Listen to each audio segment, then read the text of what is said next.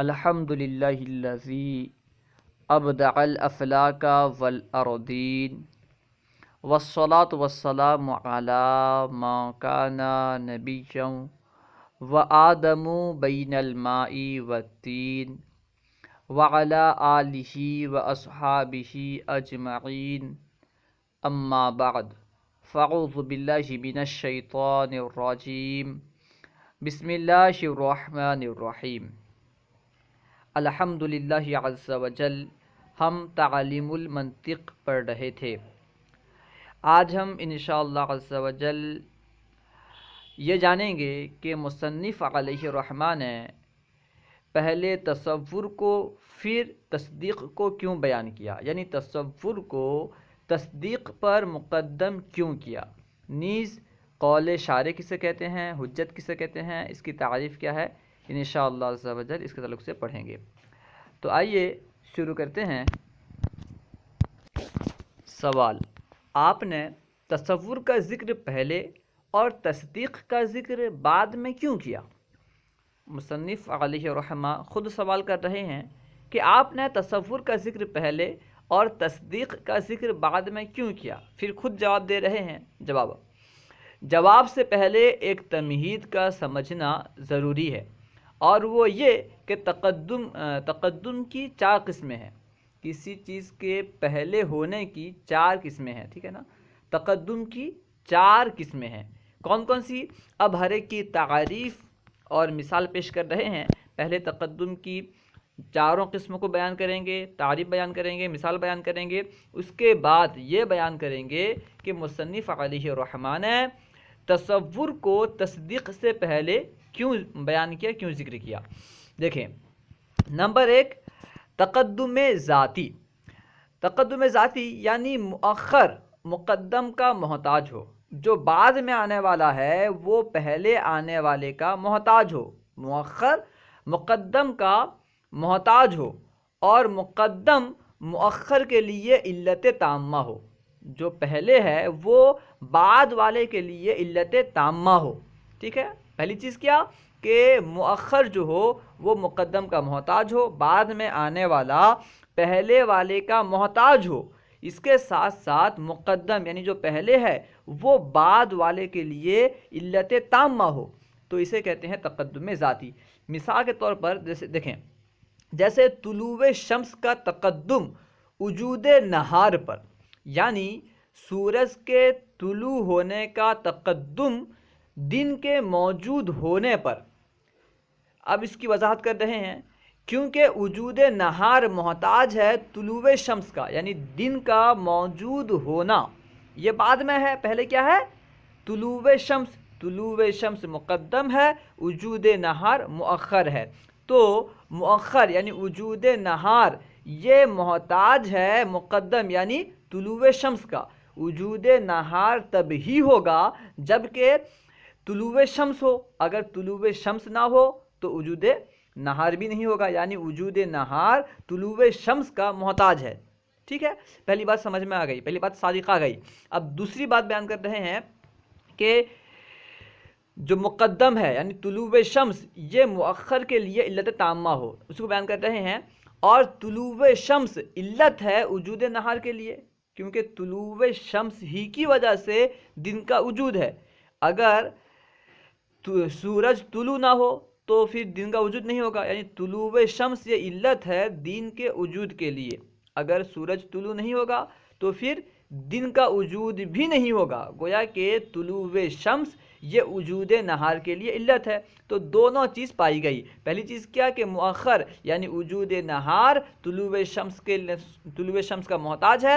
دوسری بات یہ کہ مقدم یعنی طلوع شمس وجود نہار کی علت ہے، کیونکہ اگر طلوع شمس نہ ہو تو وجود نہار بھی نہیں ہوگا۔ جسے کہتے ہیں تقدم ذاتی۔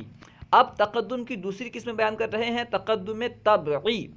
تقدم طبعی کسے کہتے ہیں؟ یعنی مؤخر مقدم کا محتاج ہو، بعد میں آنے والا پہلے آنے والے کا محتاج ہو، لیکن مقدم مؤخر کے لیے علت تامہ نہ ہو۔ پہلی تقدم ذاتی میں کیا تھا کہ مؤخر مقدم کا محتاج ہو، بعد میں آنے والا پہلے آنے والے کا محتاج ہو۔ اس کے ساتھ ساتھ کیا تھا کہ مقدم مؤخر کے لیے علت تامہ ہو۔ بس یہی فرق ہے تقدم ذاتی اور تقدم طبعی میں، کہ تقدم ذاتی میں مقدم مؤخر کے لیے علت تامہ ہوتا ہے، لیکن تقدم طبعی میں مقدم مؤخر کے لیے علت تامہ نہیں ہوتا، یعنی پہلے آنے والا بعد میں آنے والے کے لیے علت نہیں ہوتا، سبب نہیں ہوتا۔ جیسے مثال سے وضاحت کر رہے ہیں، جیسے تصور کا تقدم تصدیق پر، تصور کا تقدم تصدیق پر، تصور پہلے ہے، تصدیق بعد میں ہے، ٹھیک ہے۔ بغیر تصور کے تصدیق کا وجود ہی نہیں ہے، اس لیے تصدیق محتاج ہے تصور کا، ٹھیک ہے۔ یعنی مؤخر جو ہے تصدیق، یہ محتاج ہے مقدم یعنی تصور کا۔ اس کو بیان کر رہے ہیں، جیسے تصور کا تقدم تصدیق پر، کیونکہ تصدیق محتاج تصور تو ہے، لیکن تصور علت تصدیق نہیں۔ تصدیق تصور کا محتاج تو ہے، کیونکہ تصدیق بغیر تصور کے موجود ہی نہیں ہو سکتا۔ تصدیق کسے کہتے ہیں؟ اس تصور کو کہتے ہیں جس میں حکم ہو، ٹھیک ہے نا، یعنی تصور مع الحکم کو تصدیق کہتے ہیں۔ اگر تصور ہی نہ ہو تو تصدیق کا وجود نہیں۔ تو معلوم کیا ہوا، تصدیق تصور کا محتاج ہے، لیکن تصور جو کہ مقدم ہے یہ تصدیق کے لیے علت نہیں ہے، تصدیق کے لیے علت نہیں ہے کہ اسی تصور ہی کی وجہ سے تصدیق ہے، ایسا نہیں ہے۔ وہاں پہ کیا تھا؟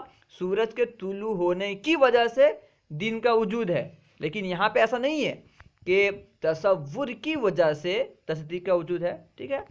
اسے کہتے ہیں تقدم طبعی۔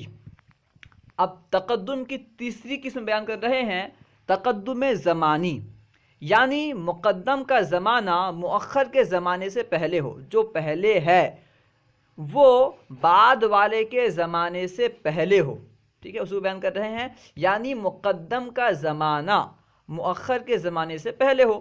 جیسے زمانہ نوح مقدم ہے زمانہ موسیٰ سے علیہ السلام، یعنی نوح علیہ السلام کا زمانہ جو ہے یہ موسیٰ علیہ السلام کے زمانے سے مقدم ہے، تو یہ تقدم ہے۔ یہاں پر اگر پہلے حضرت نوح علیہ السلام کو ذکر کیا جائے اور بعد میں حضرت موسیٰ علیہ السلام کا ذکر کیا جائے تو یہاں پہ کیا ہوگا؟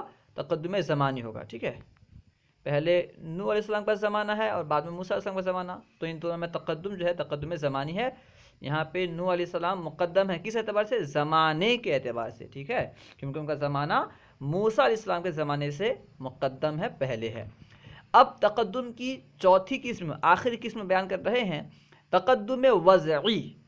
ایک تقدم ہوتا ہے تقدم وضعی، یعنی مقدم کو ذکر میں مؤخر سے پہلے کر دینا، جو مقدم ہے ذکر میں اسے پہلے کر دینا، ٹھیک ہے نا۔ یعنی اگر آپ نے ذکر میں جس کو پہلے کر دیا وہ مقدم ہو گیا، تو یہ یعنی ذکر میں جس کو آپ پہلے کریں گے مؤخر سے، یہ تقدم وضعی کہلائے گا، یعنی آپ کی وضاحت کی وجہ سے یہ مقدم ہے۔ دیکھیں اس کو بیان کر رہے ہیں، یعنی مقدم کو ذکر میں مؤخر سے پہلے کر دینا۔ اب جواب دے رہے ہیں، تمہید کے بعد اب جواب دے رہے ہیں۔ اس تمہید کے بعد سوال مذکورہ بالا کا جواب یہ ہوگا، چونکہ تصور تصدیق پر طبعی طور پر مقدم ہے۔ بیان کیا نا، تقدم طبعی میں آپ کو بیان کیا گیا تھا کہ تصور تصدیق پر طبعی طور پر مقدم ہے، کیونکہ تقدم طبعی کی تعریف یہاں صادق آ رہی ہے، یعنی مؤخر مقدم کا محتاج ہے، مؤخر جو ہے یہ مقدم کا محتاج ہے، اور مقدم مؤخر کے لیے علت تامہ نہیں ہے۔ تو تصور تصدیق یہ تصور کا محتاج ہے، تصدیق مؤخر ہے تو یہ تصور کا محتاج ہے، لیکن تصور تصدیق کے لیے علت نہیں ہے۔ تو کیونکہ تصور اور تصدیق میں علت تامہ ہے، یعنی تصور جو ہے یہ تصدیق پر تقدم طبعی کے طور پر مقدم ہے، تصور تصدیق پر تقدم طبعی کے طور پر مقدم ہے، اسی وجہ سے مصنف نے اسے ذکر میں بھی مقدم کر دیا۔ اس کو بیان کریں گے، دیکھیں، ہاں، چونکہ تصور تصدیق پر طبعی طور پر مقدم ہے، لہٰذا ہم نے ذکر میں بھی تصور کو تصدیق پر مقدم کر دیا تاکہ وضع طبع کے مطابق ہو جائے۔ تو مصنف نے ذکر میں مقدم کیا تو یہ تو تقدم وضعی ہوا، تو تصور کو مقدم کیا، اس لیے وضع جو ہے یہ تبع کے مطابق ہو گیا۔ اگر پہلے تصور کو ذکر نہ کرتے بلکہ پہلے تصدیق کو لاتے اور بعد میں تصور کو لاتے تو وضع تبع کے مطابق نہیں ہوتا، کیونکہ تقدم طبعی کے طور پر تو تصور مقدم ہے، لیکن اگر ہم اسے بعد میں لاتے تصور کو اور تصدیق کو پہلے لاتے تو تقدم وضعی کے طور پر تصور بعد میں آ جاتا، مؤخر ہو جاتا، تو دونوں میں مطابقت نہیں ہوتی، کیونکہ مطابقت کرنا تھا تصور تقدم طبعی کی مطابقت کی وجہ سے ذکر میں بھی تصور کو پہلا دیا گیا، ٹھیک ہے نا۔ اب دیکھیں نظر و فکر کی تعریف کیا ہے، نظر و فکر کسے کہتے ہیں، اس کو بیان کر رہے ہیں، کیونکہ تصور بدہی، تصور نظری وغیرہ میں تعریف بیان کی گئی تھی کہ تصور نظری اس تصور کو کہتے ہیں جس میں نظر و فکر کی ضرورت نہ ہو۔ اسی طرح تصدیق میں بیان کی گئی تھی، تصدیق نظری اس تصدیق کو کہتے ہیں جس میں نظر و فکر کی ضرورت ہو، جس میں نظر و فکر کی ضرورت ہو اسے نظری کہیں گے، نظری یا کسبی، اور جس میں نظر و فکر کی ضرورت نہ ہو اسے ضروری یا بدہی کہیں گے۔ تو کیونکہ تصور بدہی، تصور نظری، اس طرح تصدیق بدہی، تصدیق نظری میں نظر و فکر کا استعمال کیا گیا، لفظ نظر و فکر استعمال ہوا، تو اب اس کی وضاحت کر رہے ہیں نظر و فکر سے مراد کیا ہے۔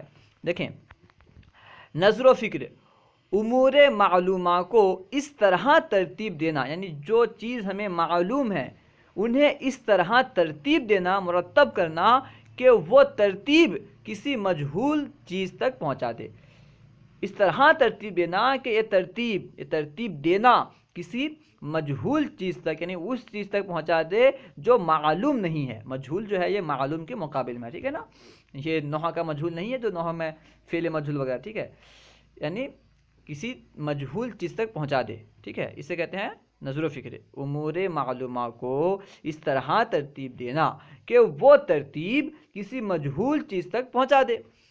پھر امور معلومہ اگر تصورات ہوں تو انہیں معرف و قول شارع، اگر جو امور معلومہ ہیں جو ہمیں معلوم ہیں اگر وہ تصورات ہیں، ہمارے پاس اگر صرف تصورات ہیں تو انہیں معرف اور قول شارع، اور اگر تصدیقات ہوں تو انہیں دلیل اور حجت کہا جاتا ہے۔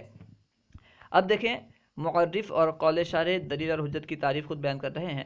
معرف و قول شارع وہ معلومات تصوریہ، معرف اور قول شارع کسے کہتے ہیں، میں نے آپ کو بتلایا تھا معرف اور قول شارع دونوں ایک ہی ہے، ایسا نہیں ہے کہ دونوں الگ الگ ہے، بیچ میں واو کو دیکھ کر کے یہ مت سمجھنا کہ یہ معرف الگ ہے اور قول شارع الگ ہے، بلکہ دونوں سے مراد ایک ہی ہے۔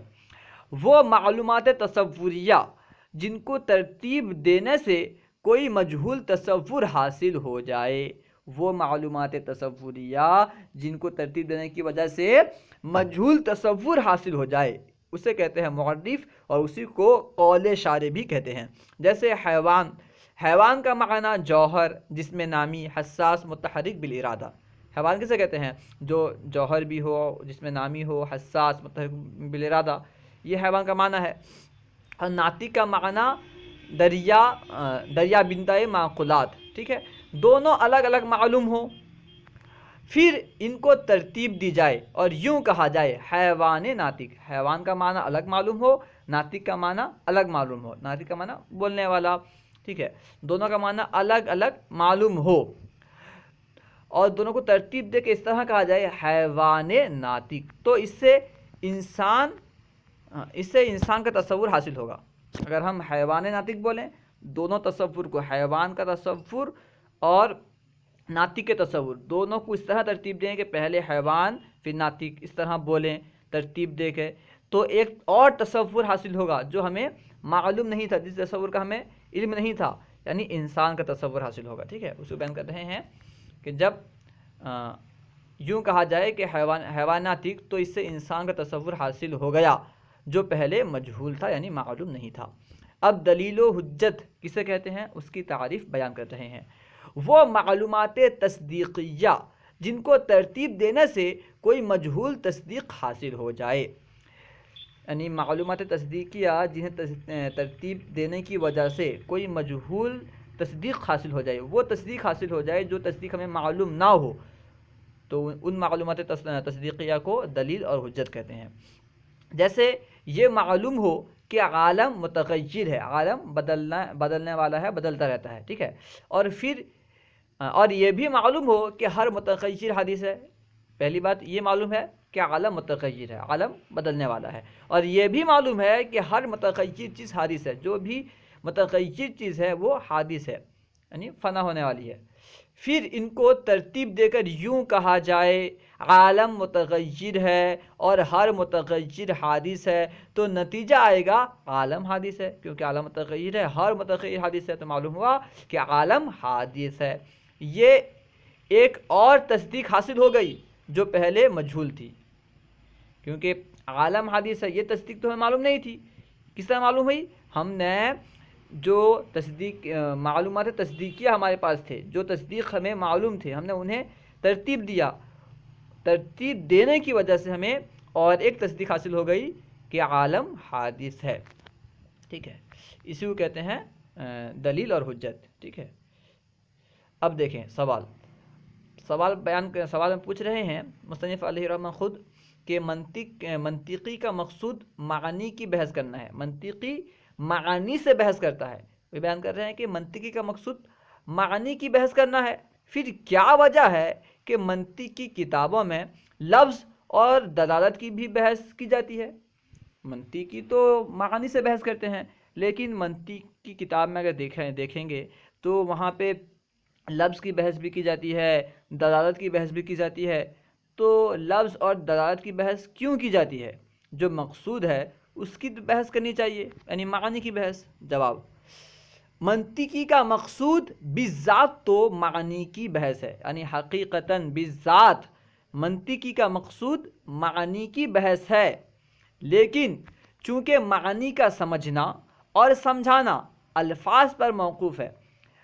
معنی آپ کب سمجھیں گے؟ جب کوئی لفظ بولیں گے، یعنی الفاظ سے ہی معنی کا سمجھنا اور سمجھانا ہوتا ہے، ٹھیک ہے، لہٰذا معانی سے پہلے الفاظ کی بحث کرنا ضروری ہوتا ہے، کیونکہ ہم معانی کیسے سمجھتے ہیں؟ الفاظ سے سمجھتے ہیں، عام طور پر ایسا ہی ہوتا ہے۔ تو اگر الفاظ کی بحث نہ کی جائے تو پھر صحیح طور سے ہم معانی ہی کو سمجھ نہیں پائیں گے، جو کہ مقصود بذات ہے۔ تو معانی کو سمجھنے کے لیے الفاظ کی بحث کی جاتی ہے، اور لفظ سے معنی تب سمجھا جا سکتا ہے جب لفظ معنی پر دلالت کرے۔ لفظ سے معنی کب سمجھ میں آئے گا؟ لفظ معنی پر دلالت کرے گا تبھی تو لفظ سے معنی سمجھ میں آئے گا۔ اگر ہم کوئی لفظ بولیں اور وہ کسی معنی پر دلالت نہ کرے تو لفظ سے معنی سمجھ میں نہیں آئے گا۔ مثال کے طور پر ہم کہتے ہیں ویز یا پھر اوٹی، تو یہ ہم جو بول رہے ہیں یہ لفظ تو ہے، لیکن یہ کسی معنی پر دلالت نہیں کرتا، تو اس سے کوئی معنی سمجھ میں نہیں آتا۔ تو وہ بیان کر رہے ہیں کہ اور لفظ سے معنی تب سمجھا جا سکتا ہے جب لفظ معنی پر دلالت کرے، لہٰذا الفاظ کی بحث سے پہلے دلالت کی بحث کی جاتی ہے، کیونکہ دلالت کی وجہ سے ہم لفظ سے معنی سمجھتے ہیں۔ اگر دلالت نہ ہو تو پھر لفظ سے معنی سمجھ میں نہیں آئے گا، کیونکہ اگر لفظ معنی پر دلالت نہ کرے تو پھر معنی کیسے سمجھ میں آئے گا؟ اس لیے لفظ کی بھی بحث کی جاتی ہے اور دلالت کی بھی بحث کی جاتی ہے۔ تو پہلے دلالت کی بحث شروع کر رہے ہیں، اس کے بعد پھر لفظ کی بحث شروع کریں گے، ٹھیک ہے۔ اللہ و رسولہ اعلم۔ اگر کوئی بات آپ کو سمجھ میں نہ آئی ہو یا درسیات کے متعلق کوئی سوال کرنا چاہتے ہوں تو کمنٹ باکس میں سوال کریں، انشاءاللہ عز و جل ممکنہ صورت میں جواب دیا جائے گا۔ اگر آپ نے ابھی تک ہمارے یوٹیوب چینل فیضان درس نظامی کو سبسکرائب نہیں کیا تو ضرور سبسکرائب کریں۔ السلام علیکم ورحمۃ اللہ وبرکاتہ۔